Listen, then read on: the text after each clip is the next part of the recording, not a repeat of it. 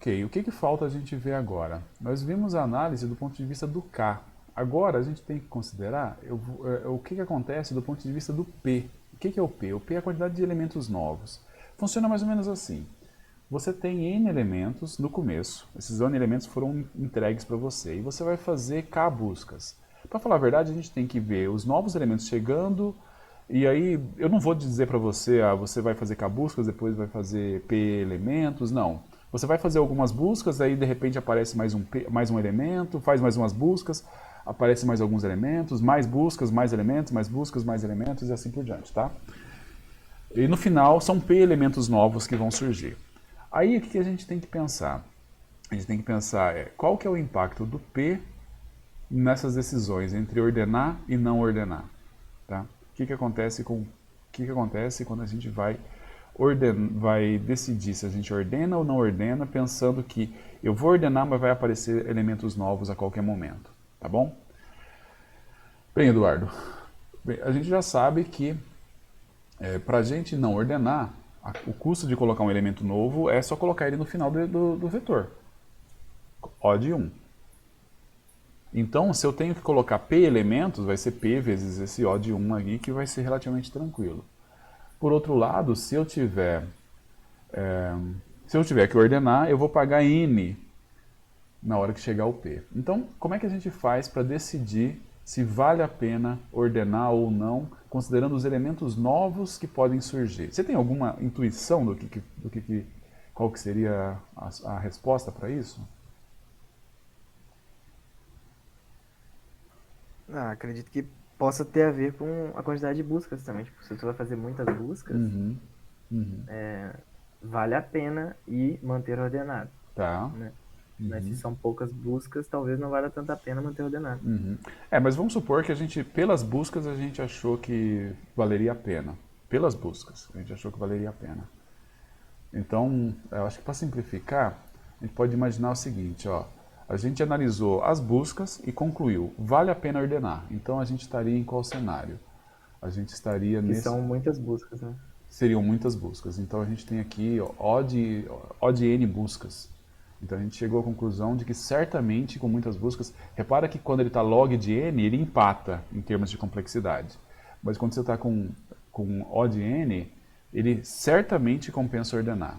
Mas ainda assim, existe como eu falar que não compensa ordenar pelo P que pode aparecer aí? Quantos elementos a mais eu tenho que colocar, aparecer no vetor, para não compensar ordenar, mesmo olhando as buscas? É complicado, porque, tipo, quando tá ordenado, se tu colocar qualquer elemento no final, acho que ele vai quebrar a busca, né? Ele vai estragar a tua busca. Exatamente. Ele já deixa de ser E, ordenado e eu deixo de poder fazer a busca ordenada. Eu tenho que ordenar de novo usando N. então, ó, na minha opinião, as buscas que vão pesar mais, né? Então, ordenaria.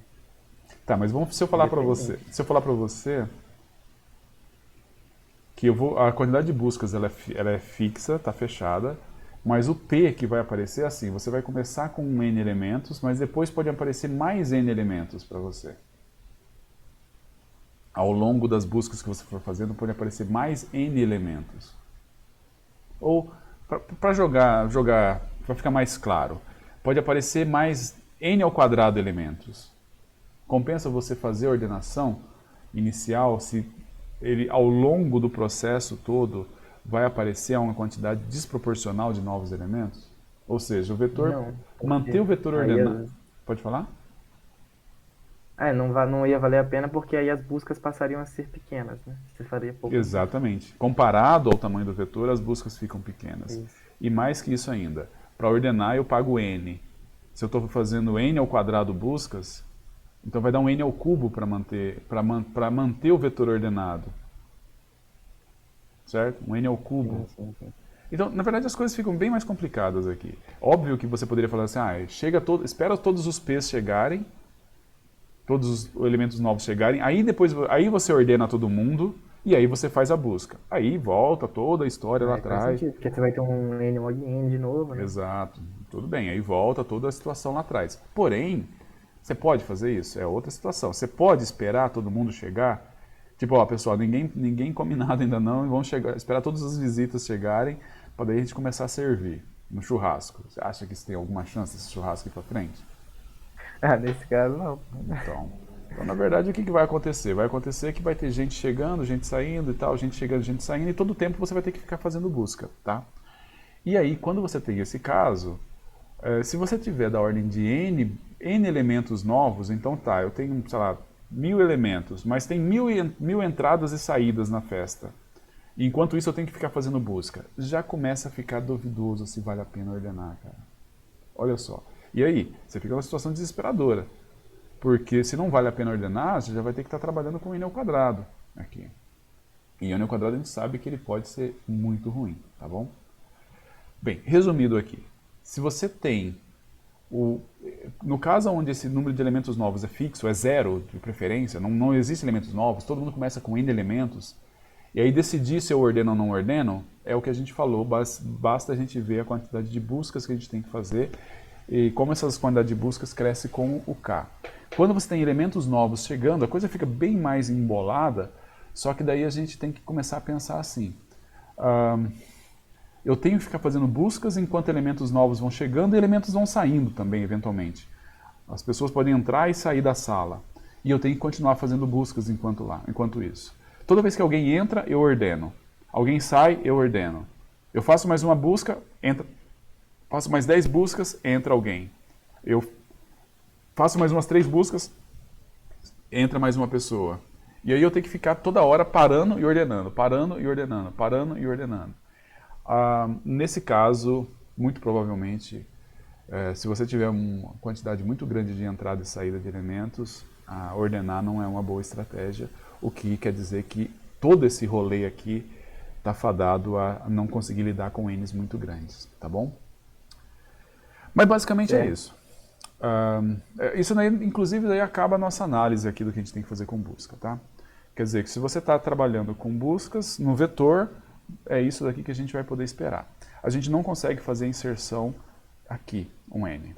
E aí vem o gancho para o nosso próximo tópico, que é um tópico que a gente vai fazer bem rápido também, porque na ementa ele é um tópico pequeno, a gente não tem tempo para aprofundar, mas é um tópico que vocês vão ver, o pessoal do BSI ou eventualmente da computação, vão ver em outras disciplinas certamente, tá?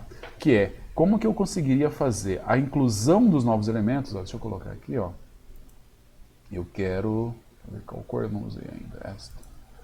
Eu quero fazer inclusão e remoção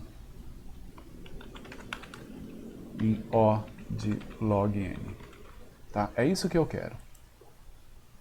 Eu quero que, na hora que eu vou fazer a inclusão e a remoção, eu quero fazer inclusão e remoção em log de n. Porque aí, cara, é uma coisa que eu falo para vocês sempre também. Se você conseguiu resolver o problema em log de n, você resolveu bem o problema, tá? Mais que isso, obviamente que às vezes você pode querer fazer melhor que isso, e se você pode, faça. A gente vai ver hashing, inclusive, que é um objetivo para tentar melhorar essa complexidade aí, porque em situações críticas pode ser importante. Mas o fato é que, se você resolver as coisas em log, você está tranquilo, que se você resolveu para 1 milhão, você consegue resolver para 1 bilhão. Tá? Mas a gente tem que tentar conseguir fazer inserção e remoção de novos elementos também em log. Porque daí se a gente fizer isso, está resolvido. A gente ordena com n log n, a gente faz as buscas em log de n, e a gente faz a inclusão e a inserção em log de n. Todo mundo com os log de n aí, fica todo mundo feliz, tá bom? A má notícia é, dá para fazer isso num vetor? Não dá para fazer num vetor. Não, porque você tem que arrastar todo mundo, não adianta. Exatamente. Imagine que você vai incluir alguém no meio do vetor, e aí se você inclui no meio do vetor, você tem que arrastar todo mundo. E esse arrastar todo mundo é proporcional a n. Então arrastar todo mundo vai ser n. É igual a gente viu na aula passada, inclusive. Você poderia usar a busca binária para achar onde o elemento vai ser incluído. Isso aí você vai encontrar a posição do elemento ser incluído em log de n. Mas isso implica em você arrastar todo mundo, e provavelmente você vai arrastar alguma coisa proporcional a n, e aí vai ser linear, e estamos fora. Tá bom? Então, vamos lá. O vetor que nos ajudou, nos acompanhou até agora, fica para trás. A gente tem que começar a ver novas coisas daqui para frente, tá? Nós não vamos mais conseguir trabalhar com vetores. Deixa eu parar aqui a gravação.